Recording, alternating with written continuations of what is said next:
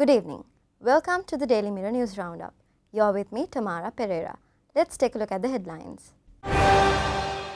Cabinet nod for freight service between KKS and Tamil Nadu. Horse carriages in Jaffna. Discussions on bus fare revision today.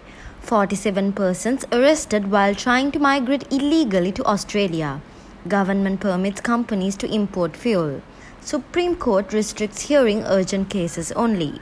Now, diving into these stories in detail. Minister of Fisheries Douglas Devananda stated that the Cabinet has given the nod to begin a freight transportation service between Kankasanthure and Tamil Nadu.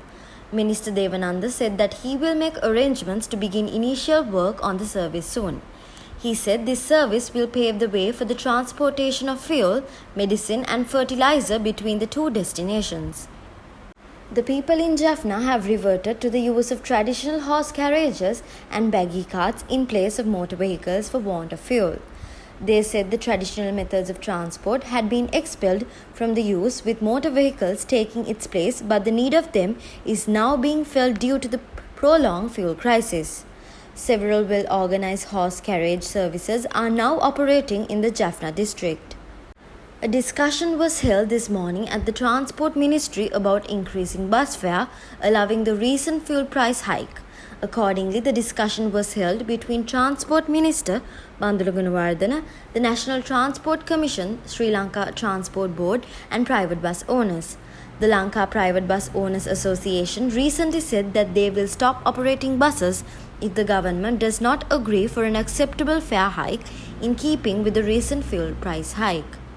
47 men and women suspected to be on an illegal migration attempt to Australia (VRC) have been arrested by the Sri Lanka Navy during a search operation in the seas of Colombo.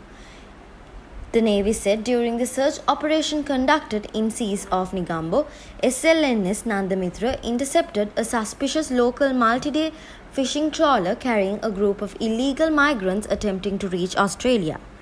Among the apprehended, 34 were males, including 5 who were involved in this racket, 6 females and 7 children.